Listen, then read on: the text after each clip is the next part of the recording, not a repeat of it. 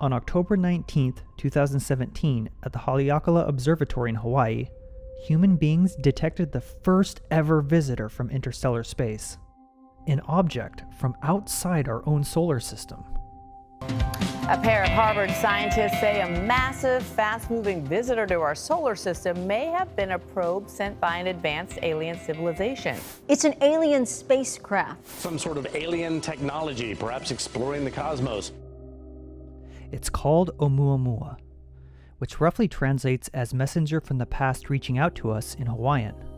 Everything in our solar system is on a closed loop. Some orbits are nearly circular, some are elongated. This one was an open-ended orbit, which means it's coming from outside the solar system. Then, something even more strange happened. Upon leaving the inner solar system, astronomers reported an unexpected acceleration, only adding to the hypothesis that Oumuamua was some sort of alien creation. It would be exciting to think this is an alien spacecraft. It's one of the burning questions on many minds is, are we alone? But you have to be responsible about it, and if there is a perfectly common explanation, you shouldn't go to the exotic explanation. After observing the object, most astronomers agreed that it's probably a comet, like 2I Borisov, the other interstellar object seen a year later. But we may never know for sure. Things that come in on these type of very elongated orbits move really fast when they're close to the sun, and then they're much slower as they move out of the solar system. So when you looked at the brightness of this object, it was going to only be easy to observe for about a week. In that short window of time, with just a pinpoint of light, scientists were able to make guesses on the object's shape, its size, how fast it was spinning, and its color, which is thought to be reddish. But there are a lot of questions about Oumuamua and space that will remain unanswered unless we're able to act more quickly. Right now, many of the teams are saying we need the capability to have reactive missions, fast missions that can respond to a discovery. Because right now the missions, the way NASA works with the small missions, is you put in a proposal and it takes many years to get that approved, and then it might be a decade between proposal and actually launching a mission. And obviously for Oumuamua that would have been pointless. So we would like to have missions that are maybe ready to go, built and in orbit waiting for a new discovery, or something that could be launched immediately. That's why teams of scientists are planning missions to wait for objects in space and spring into action as soon as something interesting is detected. It may be humanity's only chance to see an object from another solar system up close.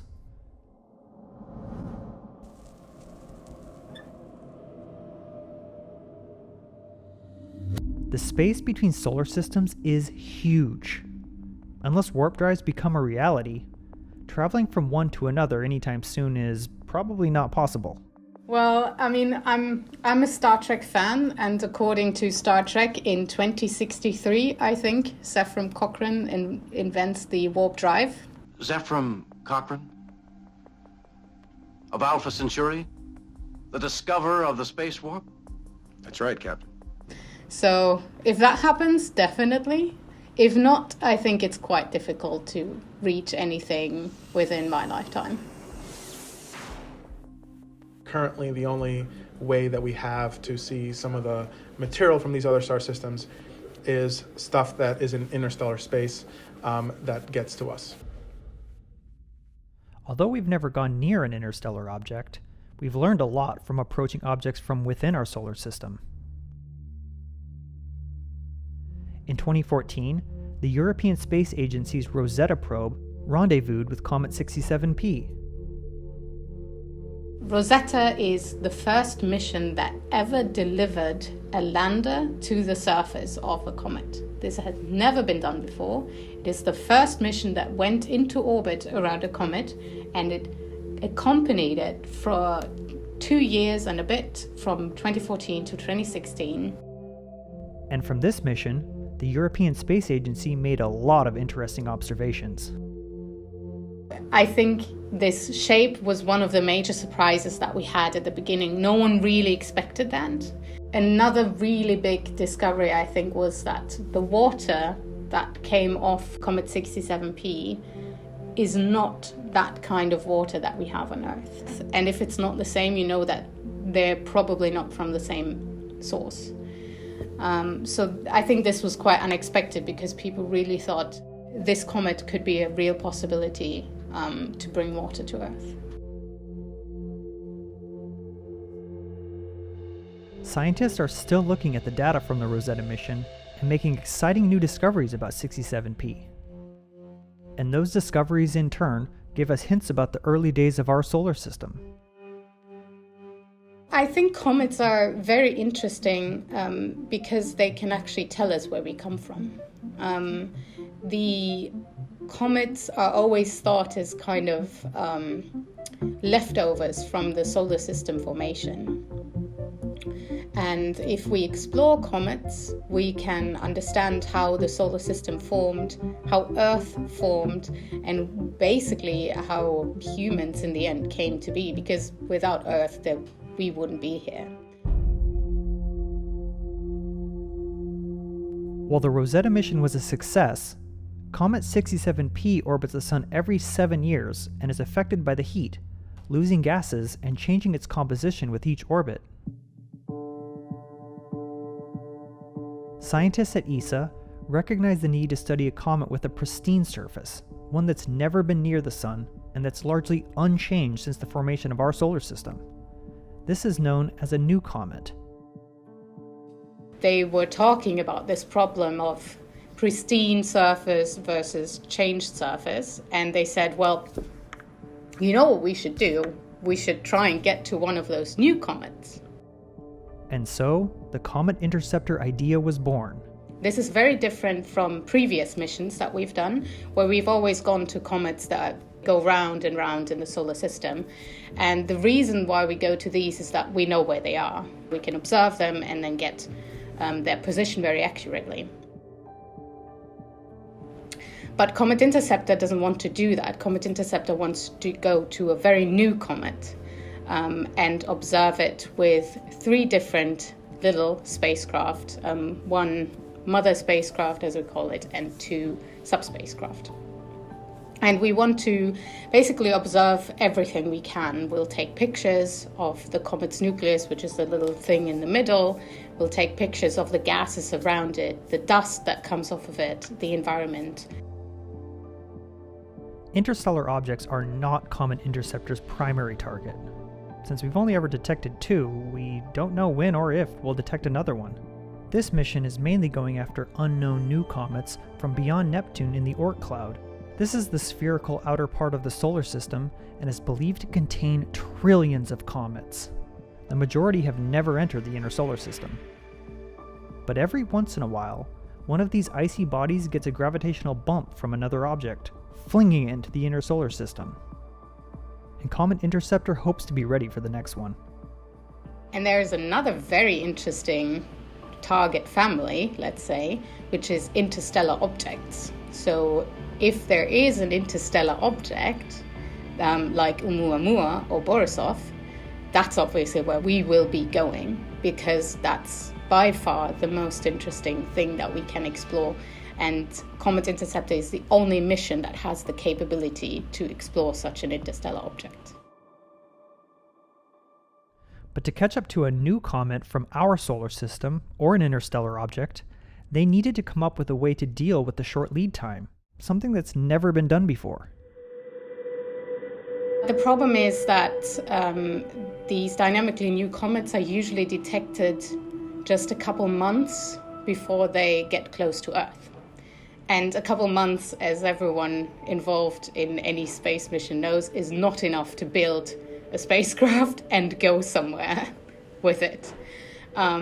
So we're actually more looking at a time frame of 5 years for the mission, where we have 5 years of waiting time and we can choose whenever we detect a suitable comet.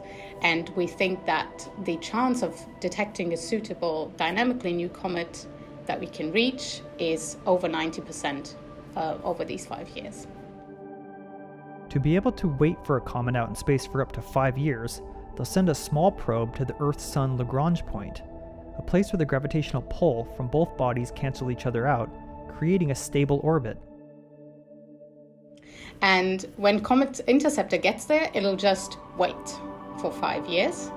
And once we detect the comet, we'll be setting off towards a rendezvous point. And this will be done with chemical propulsion. Data gathered by the interceptor could be compared to other comet missions, so scientists will be able to predict the effects of the sun on comets, giving them clues as to what the formation of our solar system was like, and in turn, teach us how Earth came to be. It is a very ambitious mission. That's, I think, why it's so exciting. I mean, if you just do things that are easy, it's a bit boring. So this mission is very difficult to pull off. And I think that the team here at ESA has done a very good job in kind of reminding everyone of the constraints of the mission while still getting the best science out of it that we can expect at the end. Although not as far along as ESA's Comet Interceptor, which is set to launch in 2029, there is a team at MIT in its initial planning stages designing a mission specifically targeting interstellar objects. So we see interstellar objects as the new frontier in planetary sciences. And now that we detected them, it really opens up the door of like, oh, what new things can we discover, and how does these new discoveries frame our thinking about the formation of this star system and other star systems. So it's really science in a nutshell.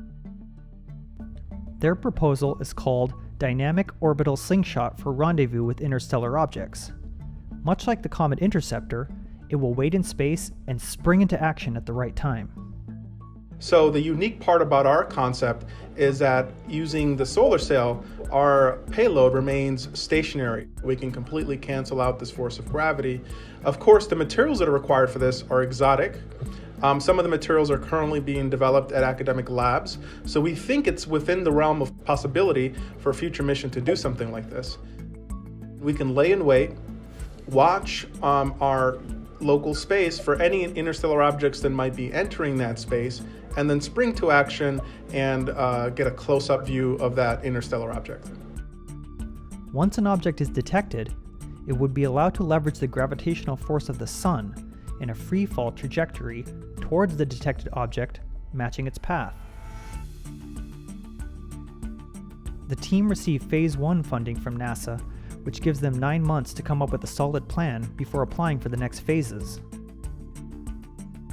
We're optimistic about Phase 2, and we hope to eventually get to a Phase 3. And if we're able to get there, then this technology becomes closer to becoming reality. And both of these missions are coming at a good time. Telescopes that are coming online in the next few years will be able to detect more pristine comets and interstellar objects than ever before. Large Synoptic Survey Telescope, the Rubin Observatory, is being built in Chile, and that's going to be much bigger. And scientists are predicting we might start to see one of these each year once that is built, because it goes much fainter. Why is it important to study objects like this?